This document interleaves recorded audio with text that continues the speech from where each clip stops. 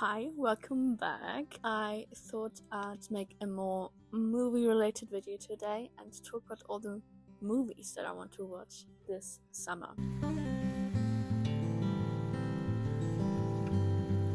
I've not seen many people do this, of course. We're all used to the what I want to read this summer, but I thought it'd be fun to do that same thing, same concept with films. And if anyone's done that before, please let me know. I just haven't seen any videos, sadly. And some of these movies I just watched because it's already summer, and I just had the idea to make this video. But most of these I haven't watched, and I'm very excited to watch. And if you have any add-ons to the list, please let me know. If you've seen any of these, please let me know if it's worth watching. That's mostly it. I'll just tell you a bit about the movie, who made it, what's it about, and maybe you can add some of those to your list.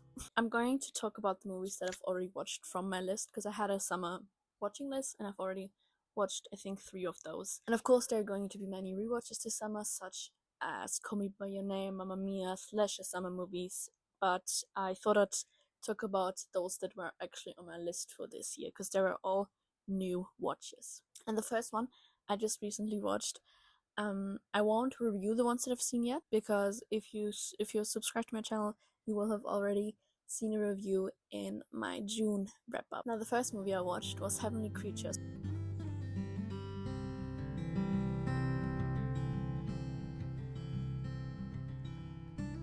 It's from 1994, directed by Peter Jackson, written by Fran Walsh, and as well Peter Jackson. This stars none other than my favorite lesbian icon, Melanie Lynskey, as well as Kate Winslet and Sarah Pierce. Also, what I wanted to mention, that most of these, if not all movies, are going to be queer, because there's nothing that I love more than watching, especially sad, but mostly queer media in the summer. Let that be books or movies, it's going to be queer this summer. And this is one of those. This is definitely sapphic. It reads sapphic, it is sapphic. These are two girls in love, and this is based on a real story. Now, for all of these movies, I'm just going to read you the summary that Google has shown me, just because most of these I haven't seen, so I can't summarize them myself, because I'm mostly going to movies not knowing anything about them. And for the 3 that I have already seen, I'm just going to read it as well, just to make it a little bit easier for everyone. Wealthy and precocious teenager Juliet transfers from England to Christchurch, New Zealand, with her family, and forms a bond with the quiet, brooding Pauline, through the shared love of handsome big screen tenor Mario Lanza, and games of make-believe. But when their parents begin to suspect that their increasingly intense friendship is becoming unhealthy, aka queer, the girls decide to run away to America, hatching a dark plan for those who threaten to keep them apart. And this is, like I said, based on a real tragic story, and I thought the cinematography was so well done.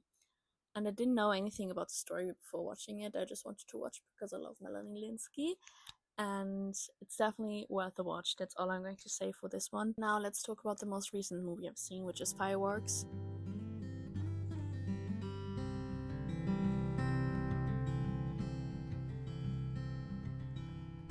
By Giuseppe Fiorello. This stars Gabriel Pizzuro and Samuele Segreto, and these boys did a wonderful job.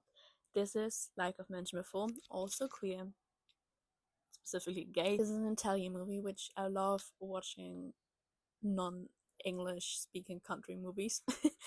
And this is set in Sicily in the 80s. I find it very fascinating that there's this whole subgenre of gay movies set in Italy, or like a southern European country area, whatever. And they're all sad and they're all tragic, but they're all beautiful. And this is very reminiscent of Call Me By Your Name. I think not the way the movie was made. Well, technically nothing. Just to set the fact that this is set in the 80s in Italy. But Fireworks might as well be even more heartbreaking than Call Me By Your Name, in a very different way though. And that is because, of course, the 80s, not a very queer friendly period of time. We follow these 2 boys, Gianni and Nino, who very slowly fall in love with one another and face a lot of consequences, sadly, because of their sexuality. Well-made movie, beautiful acting. These 2 boys acted their soul out for this, and the ending absolutely broke me. The last movie that I've also seen is technically a movie I haven't seen. The next movie I already started watching, but I haven't finished it yet, and it's Picnic at Hanging Rock.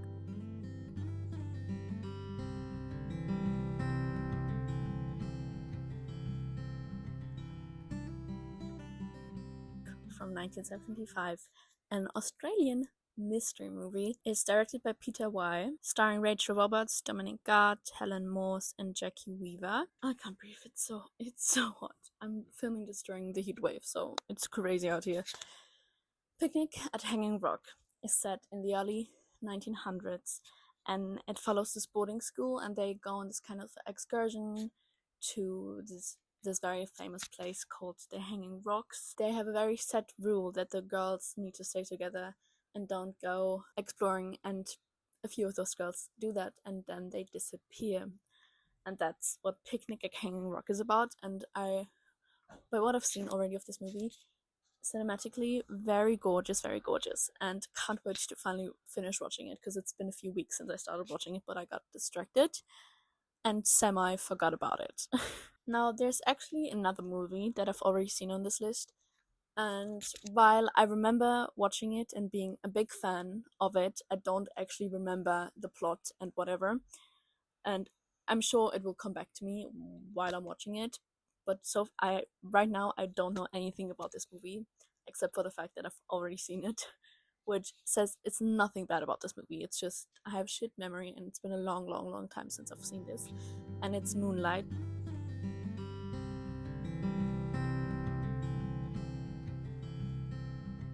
From 2016, directed by Barry Jenkins, starring Adele Romansky, Dee Gardner, and Jeremy Kleiner. And this is an A24 movie, which always a good thing. Moonlight follows Chiron, a young black gay man, through 3 pivotal stages of his life in Miami. It explores identity, masculinity, sexuality, belonging. Particularly written within the context of challenging environment marked by poverty, drug addiction, and social prejudice. We follow Chiron throughout his life, his childhood, his adolescence, and his adulthood. And I really actually do not remember anything about this other than that it was sad and that it was beautifully made. And I cannot wait to rewatch this, more like it. Now, the next 6 movies I haven't seen at all and don't know anything about them. So as I tell you the summary, I will find it out myself. And the first one is Skate Kitchen.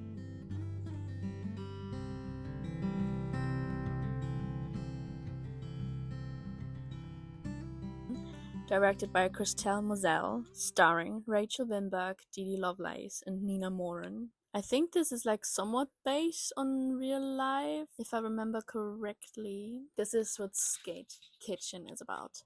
Camille's life as a lonely suburban teenager changes dramatically when she befriends a group of girl skateboarders. As she journeys deeper into this raw New York City subculture, she begins to understand the true meaning of friendship. And I'm not sure if this is like sapphic or queer of any sorts, but it is on my movie watching list, so it will be watched nonetheless. The next movie is definitely sapphic, and I cannot wait to watch it, but only good things about it. And this is an Australian movie as well, and it's My First Summer.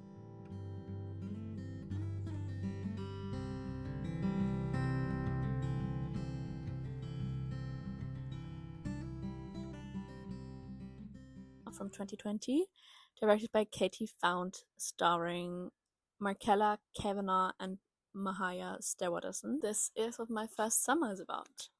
Isolated on a remote property, 16-year-old Claudia finds her sheltered world transformed when spirited teenager Grace appears in her garden, and the pair find a connection they both need. I love queer summer movies so much. Definitely need more recommendations. And the next one, like I mentioned before, is another gay movie set in the 80s, but this time in France.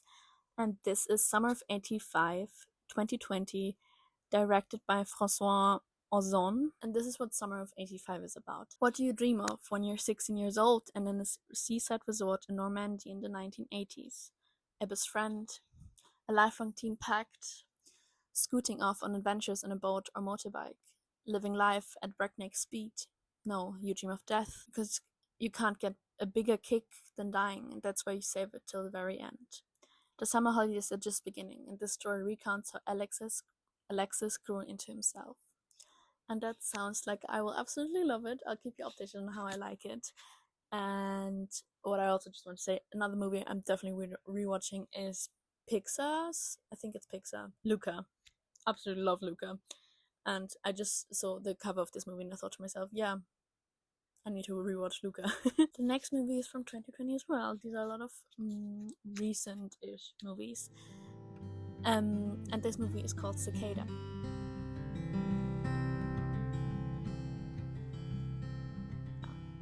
This is a romantic drama directed by Matthew Pfeiffer and Kieran Mulcair, starring Matthew Pfeiffer and Sheldon Brown. And this cover alone looks absolutely beautiful, so I can't wait to see the imagery in this movie because it needs to be gorgeous. This movie is about Ben, a bisexual man struggling with past trauma, who meets and falls for Sam, a closeted man dealing with his own wounds. The movie explores the developing relationship, the impact of trauma on their lives, and their journey towards healing and self-discovery. I feel like there's always a very big and true running theme with queer movies and self-discovery and finding yourself, and it being very sad and sticky and sweaty in summer. The next movie I think is the most, how do I say it without being mean? Let's just say it's a Netflix movie from 2023 called Nuovo Olimpo.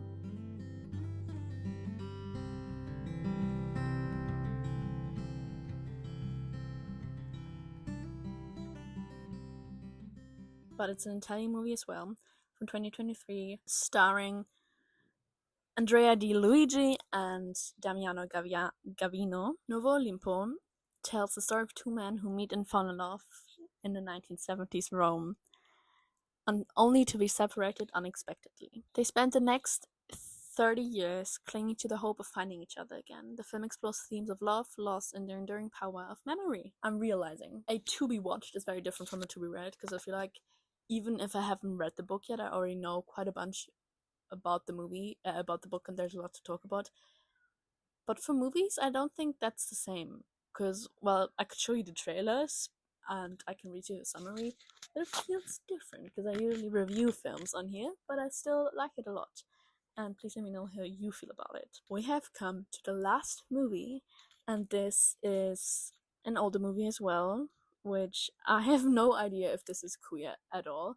I just put it on this list because I've seen it on a lot of summer watch lists and I want to watch it. And it's Boogie Nights.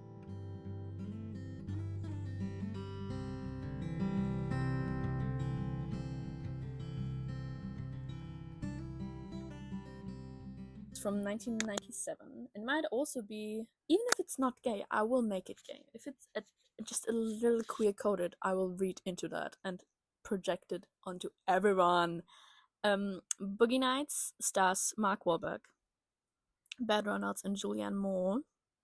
Many other people. Like, movies tend to not be about just two people.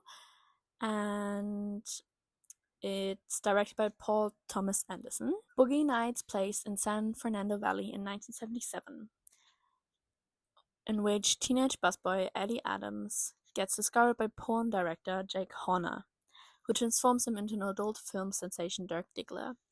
Brought into a supportive circle of friends, including fellow actors Amber Waves, Roller Girl, and Reed Rothschild, Dirk fulfills his ambitions, but a toxic combination of drugs and egotism threatens to take him back down. And that's Boogie Nights. And I think this might just be a very short video, but there's not a lot to say about these movies. But please let me know if you've seen any of these. What were your thoughts? Did you like them? And I hope you maybe got a recommendation out of all of these. These are just mostly queer and maybe sad summer movies.